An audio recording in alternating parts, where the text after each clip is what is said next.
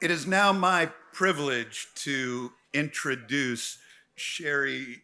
It's her first time on the podium tonight. And if you've not looked at this outfit and fully taken in the level of fabulousness, you're missing out.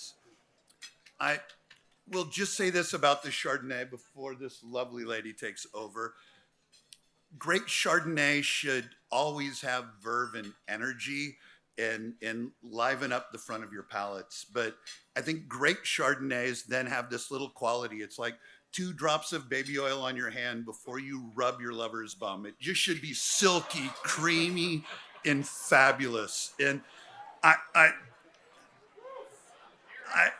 I, I Sherry, Where's Heidi? No, I, Heidi. I, Where's Heidi? I, my beautiful wife. I make Chardonnay for my wife, and I hope you enjoy the Chardonnay. I know you're going to love what you're hearing from this beautiful lady. Mwah.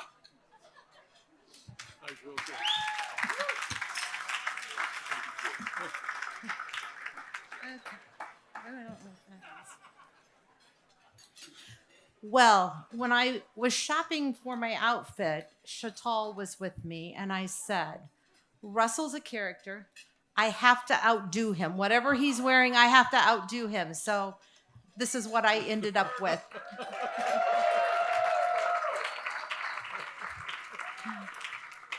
Before we really begin celebrating this extraordinary evening and the remarkable wines of Heidi and Russell, Larry and I'd like to share a bit of our personal story and our gratitude for all of you gathering here tonight with us to celebrate Jackson and the light and hope he continues to carry into this world. On December 8th, 2003, our lives changed forever. Our 22-month-old son, Jackson, was accidentally killed in our driveway. I was in the house caring for our 6-week-old daughter, Lily, when the nanny came running in screaming that she had hit him. My first and only question to her was, "Is he okay?" I ran outside and immediately knew he was gone.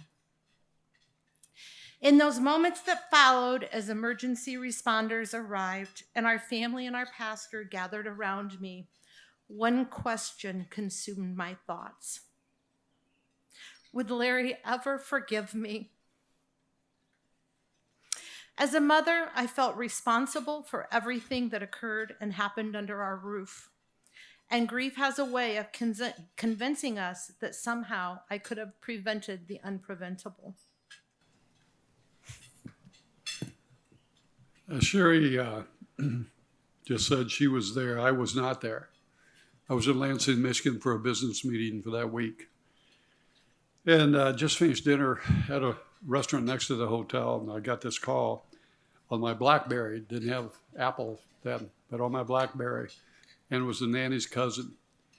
And as I picked up and I said, hello, she said, Jackson's been hit. He's gone.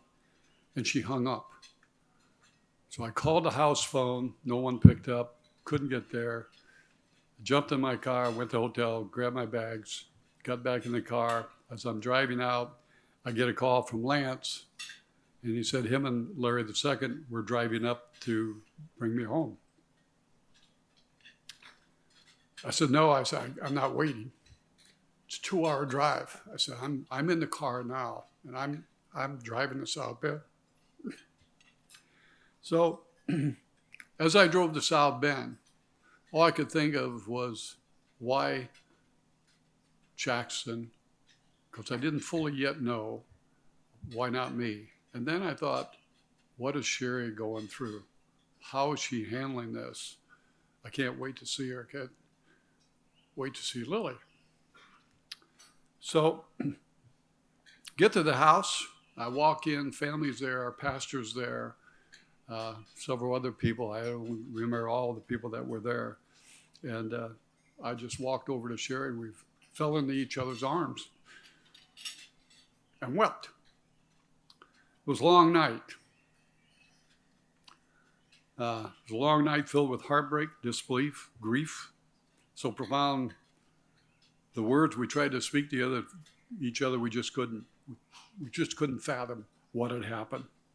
So it was the darkest night of our lives at that point in time. And there we were, holding each other, trying to make sense of what had just happened, what had just occurred, and the loss of a child. I never blamed Sherry.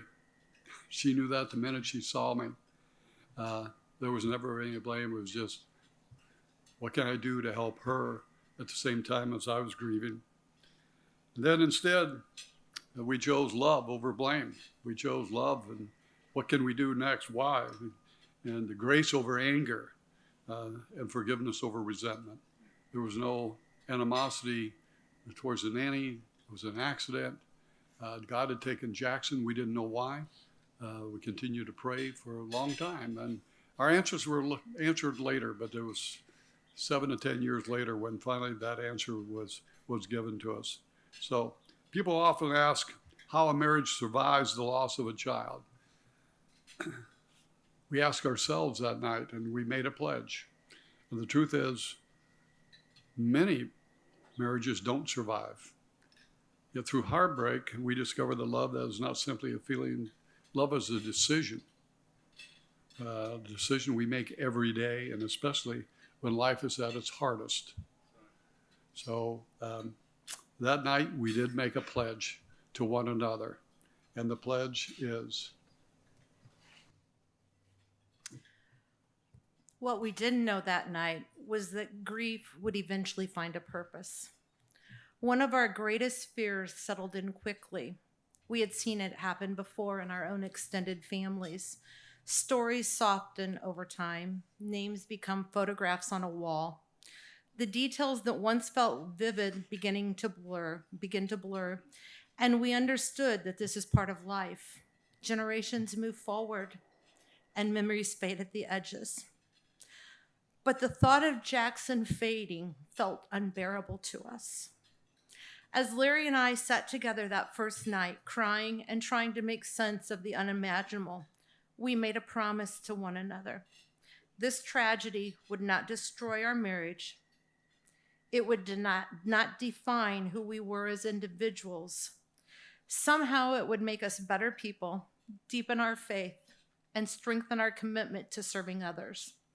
This was the promise we made.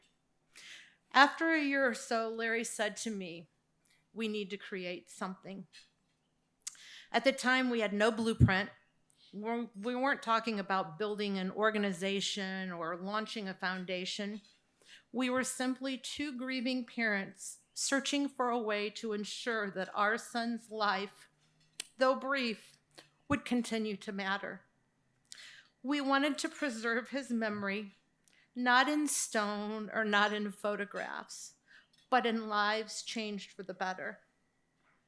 What began as a quiet promise slowly evolved into the Jackson William Augustus Foundation. Our original vision was simple.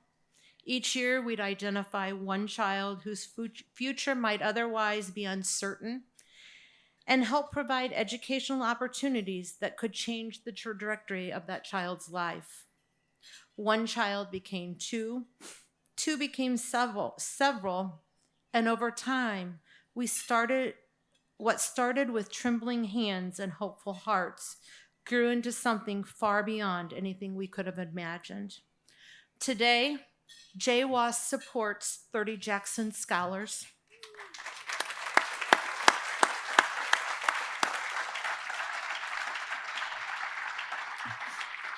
representing 19 families, and we continue to grow each year. Every scholarship awarded, every graduation celebrated, every dream pursued is another reminder that love can outlive loss.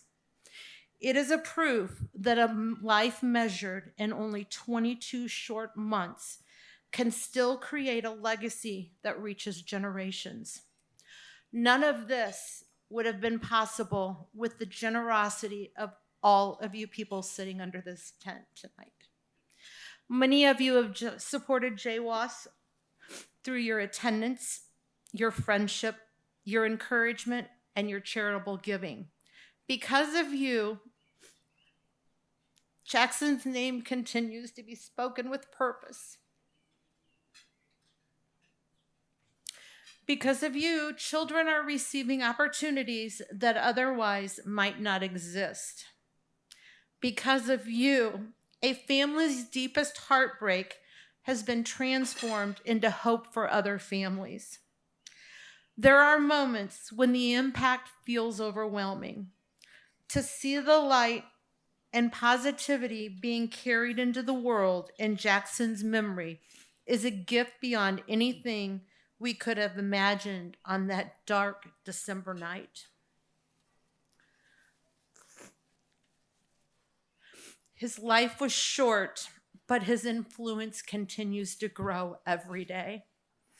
For that, and for each of you, Larry and I are profoundly grateful. Over the years, we've learned that joy and sorrow can coexist. We have learned that healing does not mean forgetting. And we have learned that life's greatest treasures are not things we possess, but people with whom we share that journey. That is why evenings like this mean so much to us.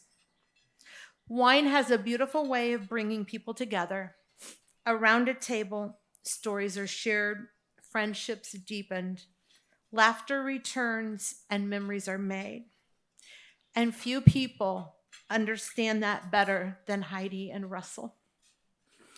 Their wines are more expressions of vineyard and vintage. They are invitations to gather, to connect, and to celebrate the gift of being together.